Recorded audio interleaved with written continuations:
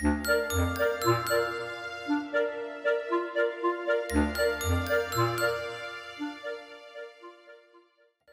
ne peux accepter ton aide, Belle. Je suis vieux, il ne me reste que peu de temps à vivre. Mon seul regret est de ne pouvoir le passer avec vous, mes chers enfants. Mais Belle insista. Elle préférait être dévorée par le monstre que de mourir de chagrin de la perte de son père. Le marchand était si triste qu'il oublia de leur parler du coffre rempli d'or. Surpris, il le trouva dans sa chambre comme l'avait affirmé la bête. Il confia l'existence de la caisse à Belle, qui le pria de s'en servir pour marier ses sœurs à 2 prétendants qui étaient venus leur rendre visite en son absence. Le jour du départ arrivé, le père et les frères de Belle pleuraient à chaudes larmes. Ses sœurs feignaient leur chagrin. Belle resta forte pour ne pas ajouter à leur peine et prit la route du palais en compagnie de son père. Comme la première fois, tout était illuminé et ils trouvèrent dans la grande salle une table magnifiquement servie avec 2 couverts. Ils se mirent à table, bien qu'ils n'eussent pas le cœur à manger. Après le souper, ils entendirent un grand bruit. Le marchand fit ses adieux à sa pauvre fille en pleurant et s'en alla. Le monstre arriva et Belle ne put s'empêcher de frémir en voyant son horrible figure. « Est-ce de bon cœur que vous êtes venu ?»« Oui, » répondit-elle en tremblant. « Vous êtes bien bonne, dit la bête. Je vous en remercie. » Et la créature se retira. Durant sa première nuit dans le palais, Belle vit une dame en songe qui lui dit que la bonne action qu'elle avait faite en se sacrifiant pour son père ne resterait pas sans récompense. Au matin, bien que persuadée que la bête la mangerait le soir, elle ne se laissa pas aller au chagrin et alla se promener dans le château. Elle découvrit sur une porte l'inscription « Appartement de Belle ». Elle l'ouvrit avec précipitation et fut éblouie par la beauté qui y régnait. Son émerveillement s'accentua en découvrant une grande bibliothèque. « On ne veut pas que je m'ennuie, » dit-elle, tout bas. « À croire que je ne vais pas rester ici qu'une seule journée. » Cette pensée la rassura. Elle ouvrit donc la bibliothèque et y trouva un livre avec écrit en lettres d'or « Souhaitez, commandez, vous êtes ici la reine et la maîtresse. » « Hélas, soupira-t-elle, mon seul souhait est de voir mon père en ce moment. » Quelle ne fut pas sa surprise quand, en levant les yeux, elle découvrit un grand miroir dans lequel apparaissait l'image de sa maison et de son père y arrivant, le visage triste. Ses sœurs se dirigeaient vers lui, des grimaces factices affichées sur leur visage. Soudainement, le miroir redevint miroir et tout disparut. À l'heure du dîner, Belle alla se mettre à table et attendit l'arrivée de la bête en frémissant.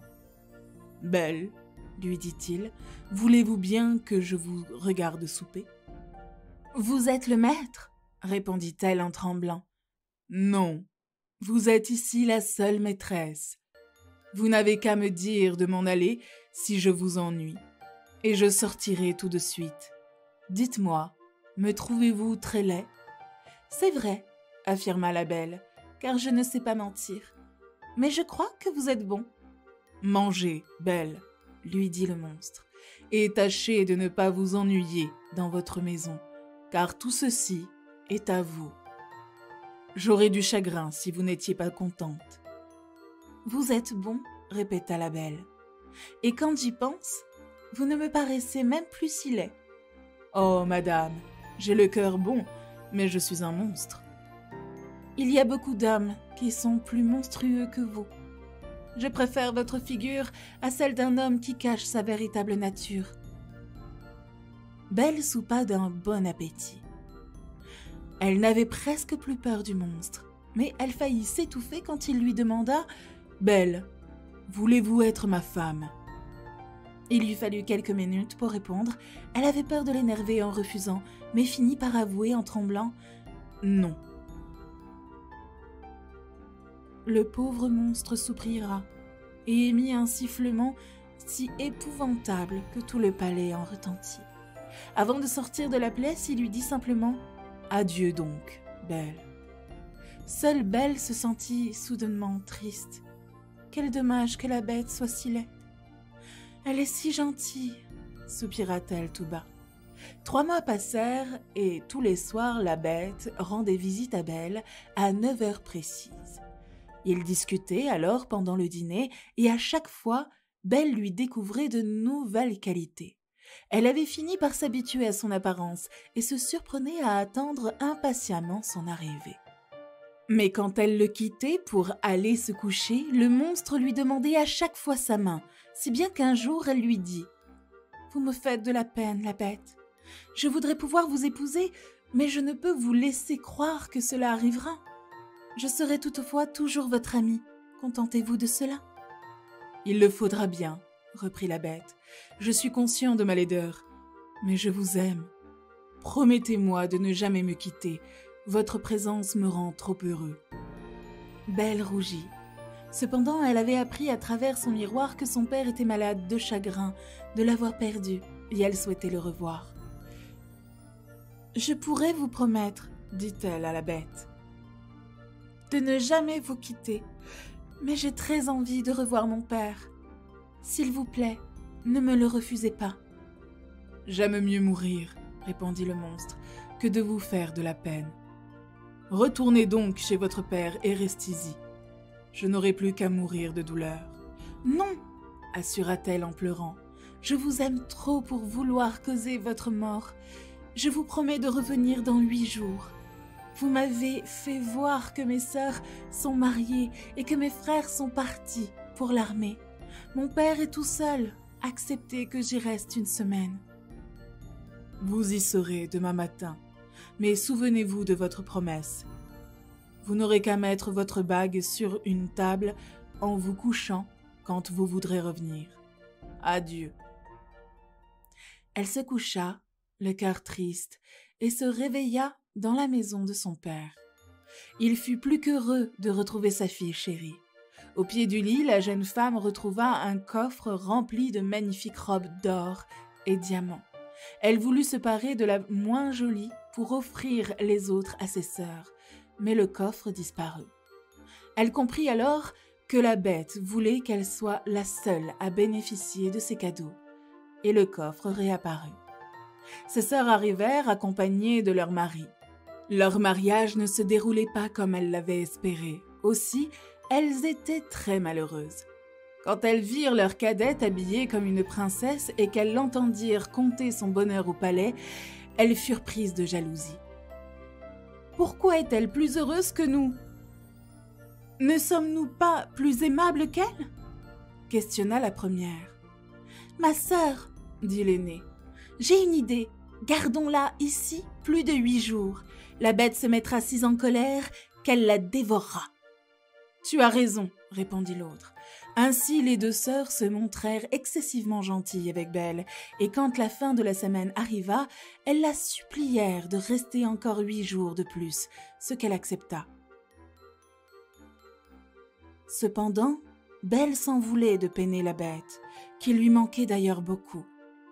Au cours de la 10e nuit, elle se retrouva en songe dans le jardin du palais, où elle vit la bête couchée dans l'herbe et se mourant, en lui reprochant son ingratitude. Belle se réveilla en sursaut, pleurant à chaudes larmes. « Comment puis-je causer tant de chagrin à la bête ?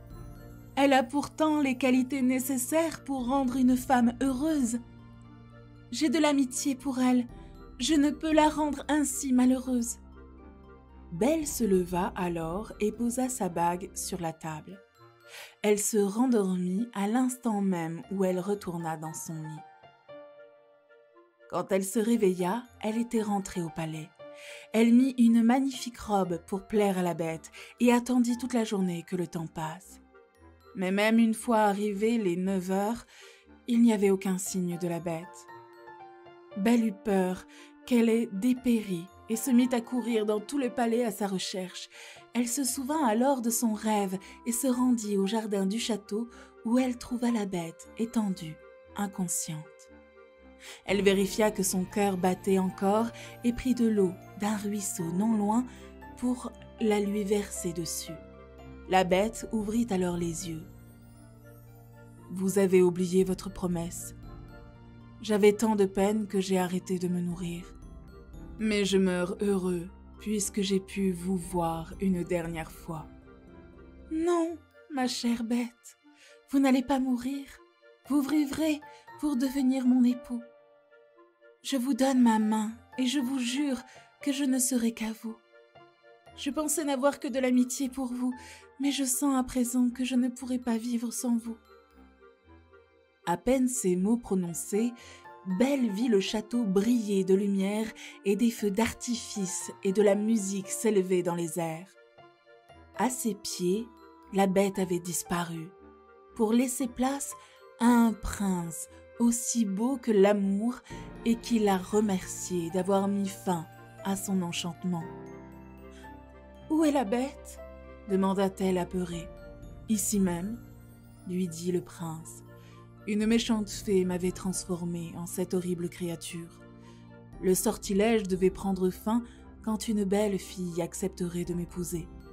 Vous êtes la seule à avoir su voir au-delà de ma laideur. » Agréablement surprise, Belle aida le beau prince à se relever et ils allèrent ensemble au palais. Dans la grande salle, elle retrouva avec joie son père et toute sa famille. « Belle !» dit la fée qui les avait transportés jusqu'ici et qui lui avait parlé dans son sommeil. « Vous avez démontré toute votre bonté. Vous allez devenir une grande reine. J'espère que le trône ne vous corrompra pas. »« Et vous, mesdemoiselles, dit encore la fée aux deux sœurs de Belle, je sais tout de vos actions et manigances. Vous deviendrez des statues et resterez à la porte du château, où vous serez à jamais témoins du bonheur de votre sœur. Pour redevenir humaine, il vous faudra corriger vos défauts, mais j'ai bien peur que vous ne restiez à jamais des statues, car ce serait un miracle que de changer des cœurs aussi méchants. » D'un coup de baguette, la fée les transporta tous dans le royaume du prince. Ses sujets se réjouirent de son retour et de son mariage avec Belle. Ils vécurent ensemble heureux et s'aimèrent d'un amour sincère jusqu'à leur mort.